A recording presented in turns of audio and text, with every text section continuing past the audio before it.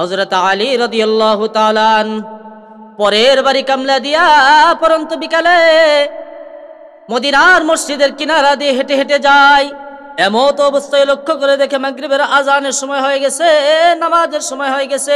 হযরত আলী চিন্তা করলেন যে শরীরটা তো বড় ক্লান্ত হয়ে গেছে, এখন যদি বাড়িতে যাই খাবারও যদি খেয়ে নেই তাহলে ক্লান্ত শরীর অলসতা ধরে যেতে পারে। অতএব মাগরিবের নামাজটা আদায় করেই যায়। তো মাগরিবের আজান হয়ে গেছে।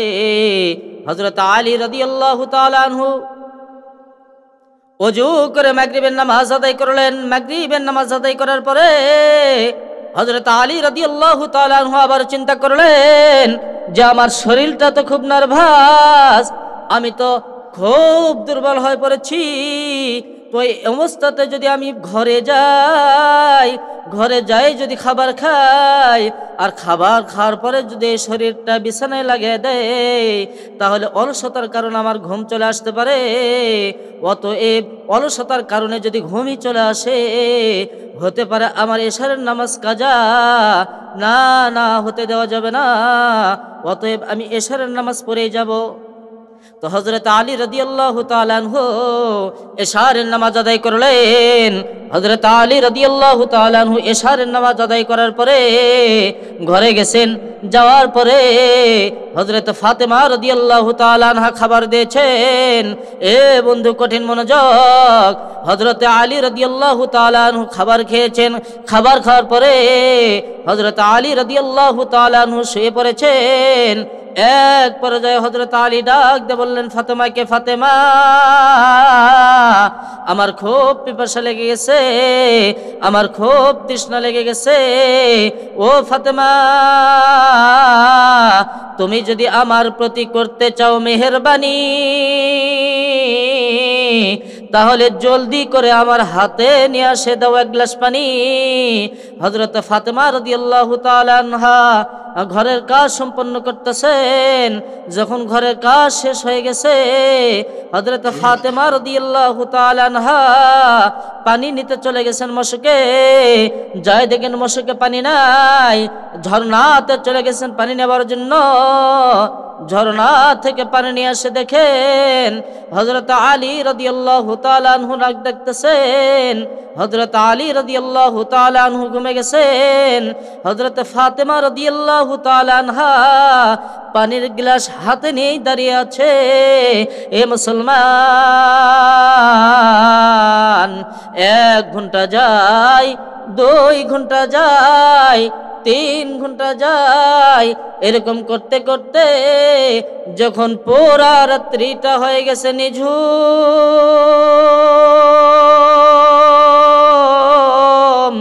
সব মানুষের চোখে যখন ভারী হয়ে গেছে ঘুম, এমত অবস্থায় মসজিদ থেকে এলান আসলো, আসসালাতু খায়রুম মিনান নাওম। আজান শুনে হযরত আলী রাদিয়াল্লাহু তাআলা আনহুর ঘুমটা ভেঙে গেছে। হযরত আলী ঘুম থেকে উঠে দেখে ফাতেমার পানির গ্লাস নিয়ে দাঁড়িয়ে আছে। হযরত আলী রাদিয়াল্লাহু তাআলা আনহু ডাক দিয়ে বললেন ফাতেমাকে, ফাতেমা তুমি কেন পানির গ্লাস নিয়ে দাঁড়িয়ে আছো? ফাতেমা বলো, এ মুসলমান ভাইরা রে।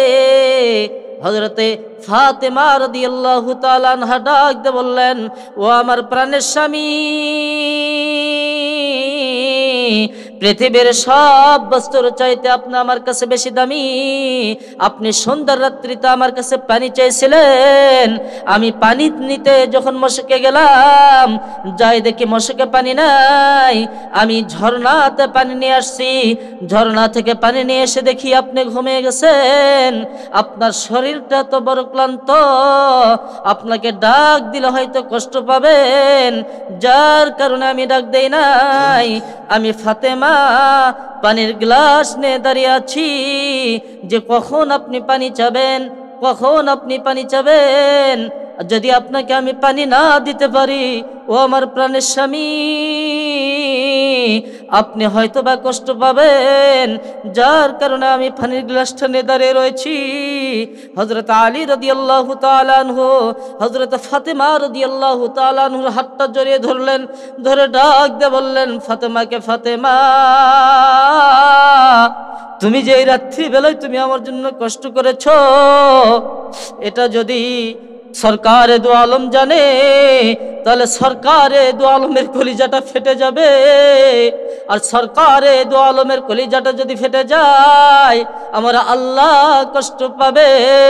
আর আমার আল্লাহ যদি কষ্ট পায়, তাহলে আমি আলীর বিরুদ্ধে কোরআনের আয়াত নাজিল হয়ে যাবে।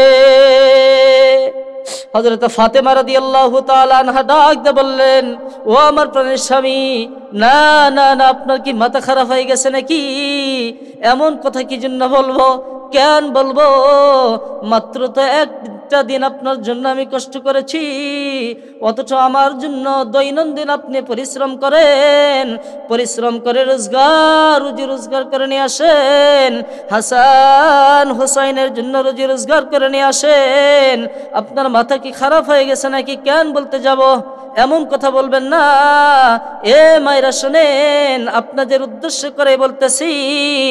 দেখেন দেখেন, হযরত ফাতেমা রাদিয়াল্লাহু তাআলা আনহার দিকে লক্ষ্য করেন। এ মায়েরা, কথায় কথায় তো আপনারা বলে থাকেন যে এতদিন হলো গো তোমার ঘরে আসে কোনো সুখী পানু না। এমন কথা বলে কি বলে না মায়েরা? বলে কি বলে না? তো যদি সুখ নাই পায়ে থাকো মা, তাহলে 4টা-5টা সন্তান কোথায় থেকে আসলো? আসমান থেকে কি নাজিল হলো, না জমিন ফেটে উঠলো? এ মায়েরা, এমন কথা বলবেন না। আপনারা আপনাদের স্বামীর সেবা করবেন, আপনারা আপনাদের স্বামীর মালের হেফাজত করবেন, আপনাদের লজ্জার হেফাজত করবেন, আপনাদের ইজ্জতের হেফাজত করবেন। এ মায়েরা, প্রত্যেকটা স্বামী প্রত্যেকটা স্ত্রীর হক আদায় করবে।